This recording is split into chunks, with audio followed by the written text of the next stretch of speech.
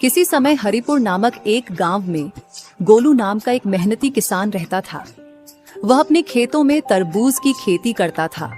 गोलू अपने उगाए हुए तरबूज को मंडी में नहीं बेचता था, बल्कि उन्हें अपनी बैलगाड़ी में भरकर गांव-गांव बेचता था। एक बार एक आदमी गोलू के पास आया जो किसी दूसरे गांव से आया था, और वह गोलू से कहने लगा, अरे भैया, भाई साहब नमस्कार। मैं बताता हूँ मैं कौन हूँ। मैं पास के ही गांव से तुम्हारे पास आया हूँ। मुझे मेरे सेठ जी ने तुम्हारे पास भेजा है। अच्छा, तो बताइए किस काम से आए हैं? अरे भैया, मेरे मालिक नगर की मंडी में थोक का व्यापार करते हैं। बहुत बड़ी दुकान है हमारे माल की, जिसमें वह तरबूज का व्यापार करते हैं। मेरे मालिक को मंडी में बेचने के लिए बहुत ज्यादा मात्रा में तरबूज चाहिए। क्योंकि तुम तरबूज की खेती करते हो, इसीलिए मैं तुम्हारे पास आया हूं। अगर तुम्हें अपने खेत के तरबूज बेचने हैं तो भैया मैं उनकी अच्छी कीमत लगा दूंगा। भैया, आपने बहुत बढ़िया बताया, लेकिन माफ करिएगा, मैं जो तरबूज अपने खेत में लगाता हूँ उन्हें खुद ही बेचता हूँ। मैं मंडी के दलालों को अपना माल नहीं बेचता। बहुत बहुत धन्यवाद। अरे अरे भैया, तुम कह क्या रहे हो? आसपास के गांव के सभी लोग मेरे मालिक को ही अपना माल बेचते हैं। फिर जगह जगह घूमकर अपना माल बेचने से अच्छा है कि तुम भी एक ही जगह अच्छी कीमत में बेच दो।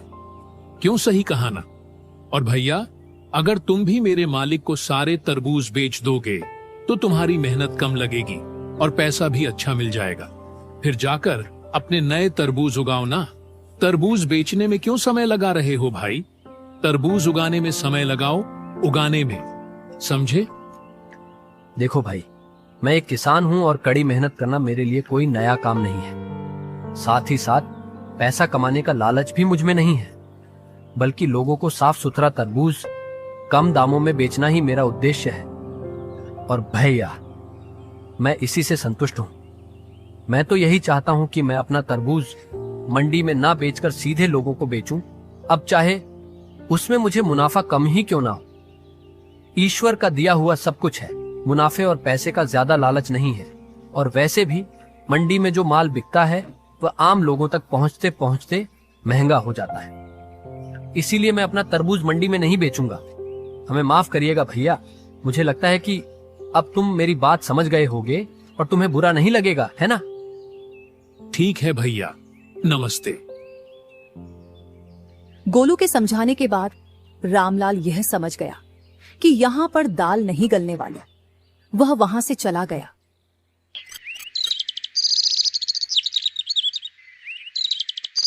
गोलू अपनी बैलगाड़ी पर ढेर सारे तरबूज लाकर बेचने के लिए निकलता है।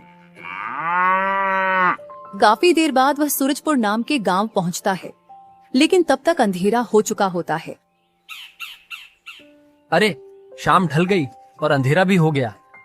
इतनी दूर चलते चलते मैं भी थक गया हूँ, और हमारे ये दो प्यारे बैल भी। ऐसा करता हूँ कि आज रात यहीं पर गुजार लेता हूँ। हाँ, यही ठीक रहेगा। यही सोचते सोचते गोलू एक बड़े से घर के सामने से गुजरता है।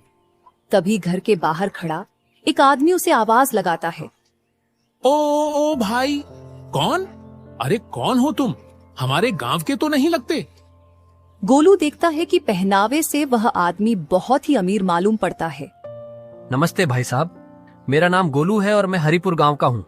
ये तरबूज बेचने के लिए सूरजपुर गांव की तरफ जा रहा हूँ। अब क्या बताएं भैया, सुबह से गाड़ी खींचते खींचते मेरे बैल थक चुके हैं और मैं भी उन्हें चलाते चलाते थक गया हूँ। इसीलिए सोचा कि आज रात को यहीं कहीं आसपास रुककर सुबह निकल जाऊं। अगर आप थोड़ा मदद कर दें और बता दें कि इस गांव में रात को ठहरने के लिए कोई जगह मिल जाएगी। अरे भाई, इसके लिए इतना परेशान होने की जरूरत नहीं है। तुम कहीं और क्यों जाओगे? मेरा इतना बड़ा घर है, आज रात यहीं रुक जाओ। इतना सुनते ही गोलू ने अपनी बैलगाड़ी एक तरफ लगा दी और चैन की सांस ली। गोलू खाना खाने के बाद हवेली में बैठा होता है। तभी धर्मपाल सेठ उससे बातचीत करने लगता है। अरे बाप रे, इतनी बड़ी हवेली। हुजूर, मैं आपका यह उपकार कभी नहीं भूलूंगा। आप जैसे दयालु लोग आज भी इस धरती पर हैं, इसीलिए हम जैसे गरीब लोग जी रहे हैं, वरना आज रात इस गांव में न जाने मुझे कितनी तकलीफ उठानी पड़ती। अरे इसमें कौन सी बड़ी बात है भाई। देखो गोलू, एक इंसान ही दूसरे इंसान की मदद करता है। वैसे देखने में तो तुम बहुत मेहनती किसान लगते हो। अब यह मेरा कर्तव्य है कि मैं तुम जैसे आदमी की सहायता करूं। अच्छा सुनो, एक बात बताओ, ये सारे तरबूज तुम्हारे ही खेत के हैं या किसी व्यापारी से लेकर बेचने के लिए निकले हो? अरे नहीं नहीं साहब, ये तो हमारे अपने ही खेत की फसल है। व्यापारी से खरीद कर बेचूं, इतना बड़ा आदमी मैं नहीं हूं। इसके बाद दोनों में काफी देर तक बातचीत होती रही। गोलू ने बताया कि वह अपने खेत के तरबूज सीधे ग्राहकों को बेचने में विश्वास रखता है। यह सुनकर धर्मपाल सेठ गंभीर हो गया। हाँ, आज के समय में तो मंडी के दलाल किसानों से कम दामों में माल खरीदते हैं और फिर उसे जमा करके ऊंची कीमतों पर ग्राहकों को बेचते हैं। बड़े चालाक हो गए हैं ससुरे। इसी वजह से आम आदमी को महंगे दामों पर सामान खरीदना पड़ता है।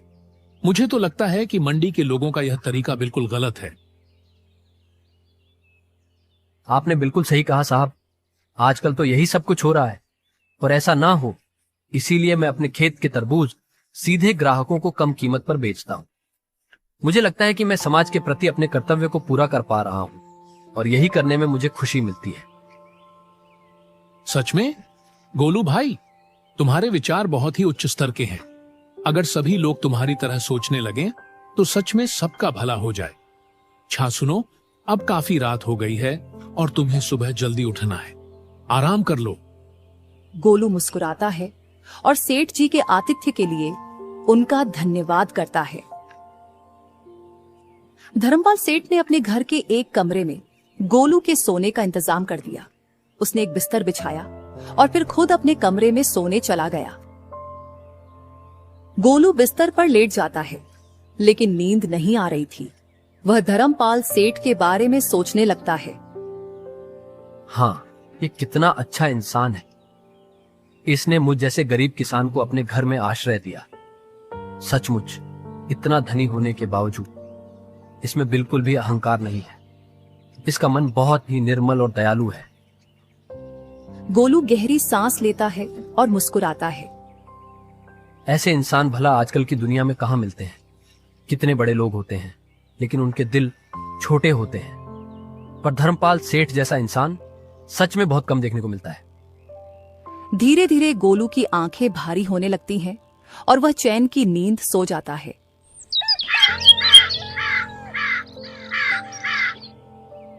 अगली सुबह गोलू जब उठा तो वह फिर से सोचने लगा। हाँ, अच्छा लग रहा है। इस घर के मालिक धर्मपाल सेठ ने मुझे अपने घर में ठहरने की जगह देकर मेरी बहुत मदद की। क्यों ना इसके बदले में मैं इन्हें कुछ तरबूज दे दूं। ये सोचकर गोलू अपने तरबूज के ढेर के पास पहुंचा, लेकिन यह देखकर हैरान रह गया कि ढेर आधा ही रह गया था।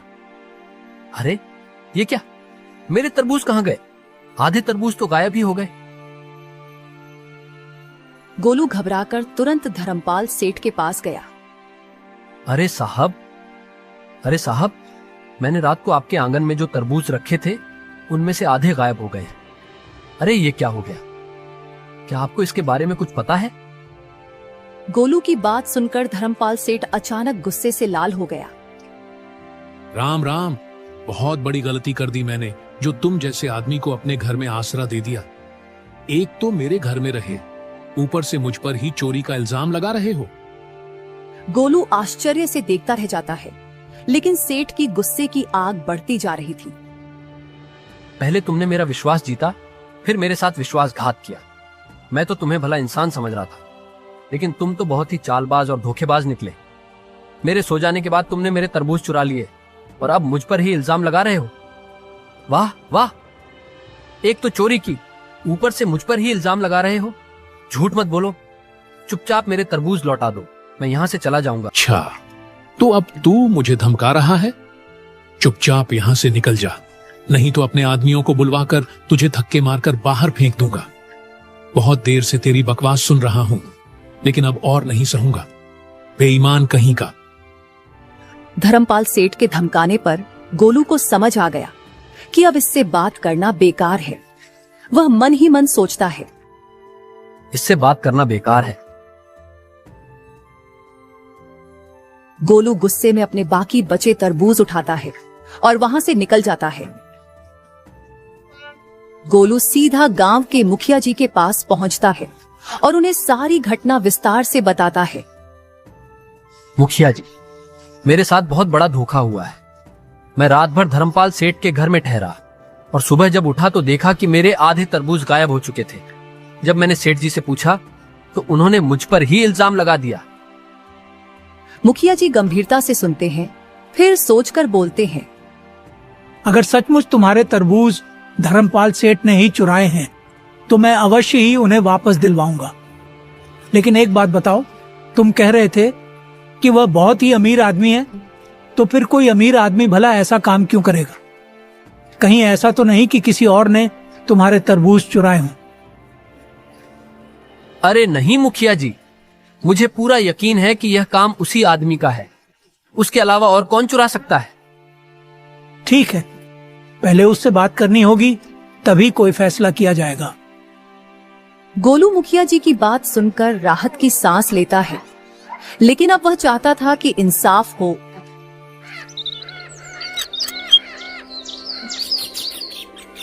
मुखिया जी ने उसी समय धर्मपाल सेठ को बुलाने के लिए कुछ आदमियों को भेज दिया।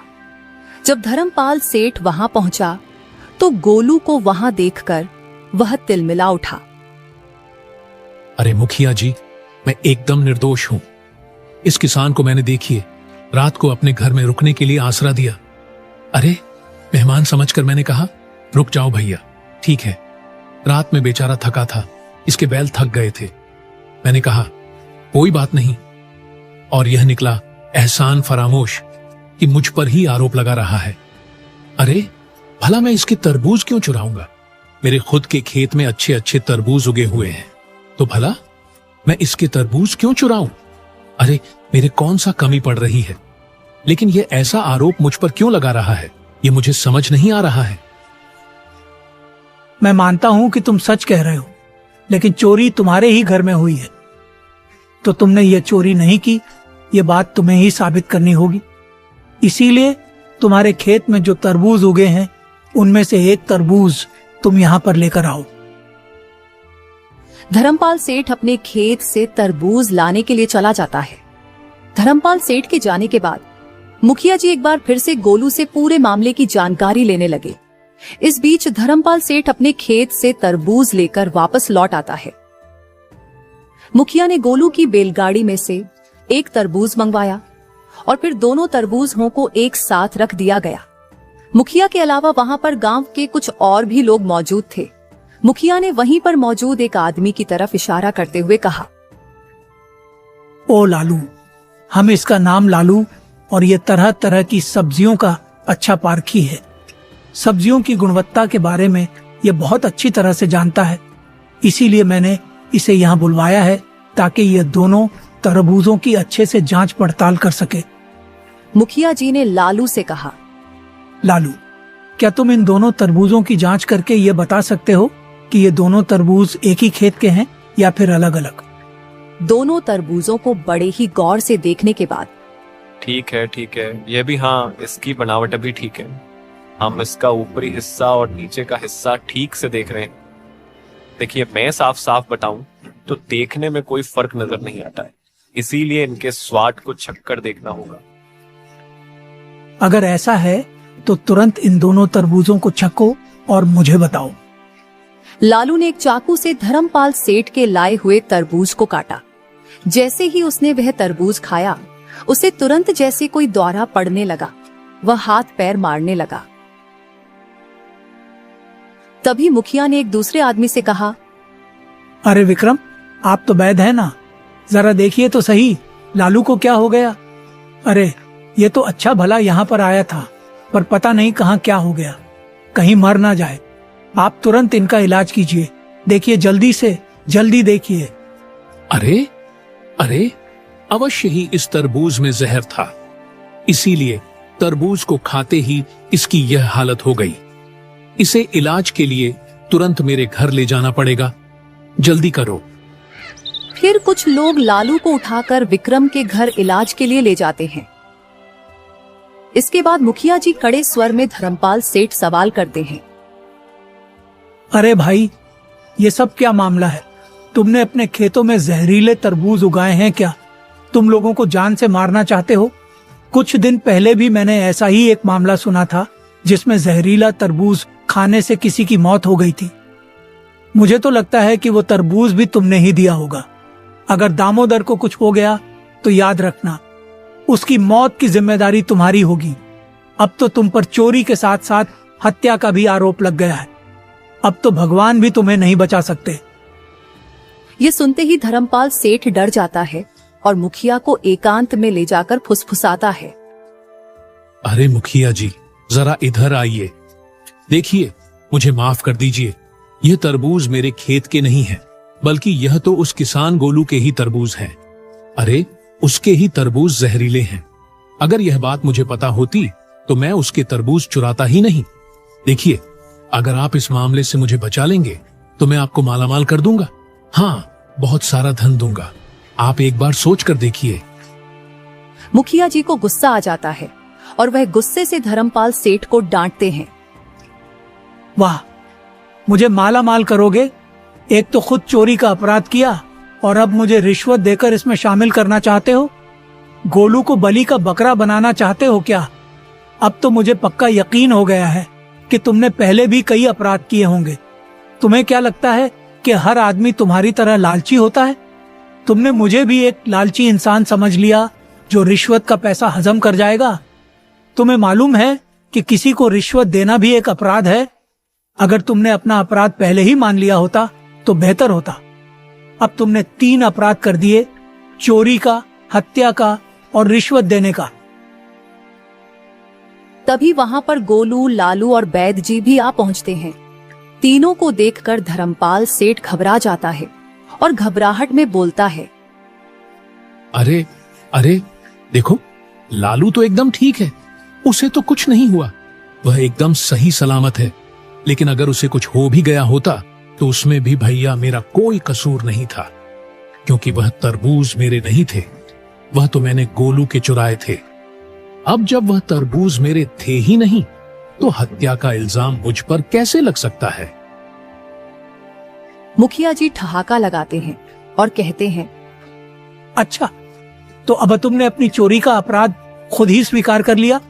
हम सब ने मिलकर यह नाटक इसलिए किया था ताकि तुम सच उगल दो। असल में लालू कोई सब्जियों का झाता नहीं है और न ही बैदजी कोई जांच करने आए थे। लालू ने तो सिर्फ तरबूज खाकर बेहोश होने का नाटक किया था। असल बात तो ये है कि कुछ दिन पहले तुमने जिस आदमी को मेरे पास तरबूज खरीदने के लिए भेजा था ना, उस रात मैंने उसी आदमी को तुम्हारे घर पर काम करते हुए देख लिया था। अब तो मामला बिल्कुल साफ हो गया। मैंने पहले ही बता दिया था कि तुमने पहले से ही एक आदमी को मेरे खेत के तरबूज खरीदने के लिए भेजा था। लेकिन जब मैंने अपने तरबूज नहीं बेचे तो तुमने मुझे अपने घर पर रोककर सोने के लिए जगह दी और आधे तरबूज चुरा लिए। तुम्हारे जैसे मंडी के दलाल बहुत ही नीच काम करते हैं। छी, मैंने सोचा भी नहीं था कि तुम इतने घटिया इंसान हो। धर्मपाल सेठ, तुम्हारी जैसी चालाकी से मैं नहीं चलता। तुम्हारे जैसे दलालों की वजह से ही मंडी में किसानों का नुकसान होता है। माफ करना भैया, गलती हो गई जो तुम्हारे घर पर आया। गोलू, तुम्हारी बात बिल्कुल सही है। मैं तुम्हारी इस समस्या के बारे में राज्य के महाराज से बात करूंगा और हाँ, तुम्हारे चोरी हुए तरबूज तुम्हें वापस दिलवाए जाएंगे। इसके बाद धर्मपाल सेठ से गोलू के सारे चोरी हुए तरबूज वापस दिलवा दिए गए। मुखिया जी ने गांव के सभी किसानों को चेतावनी दी। के बाद अगर किसी मंडी के दलाल ने किसी किसान को नुकसान पहुंचाने की कोशिश की तो उसे भयानक दंड दिया जाएगा। गांव के बाकी किसानों को जब इस घटना के बारे में पता चला तो उन्होंने मुखिया जी और गोलू की सूझबूझ और बुद्धिमानी की खूब तारीफ की। इसके बाद गोलू अपने तरबूज लेकर आगे बढ़ गया, उचित दामों पर उन्हें बेचा और वापस अपने गांव लौट गया।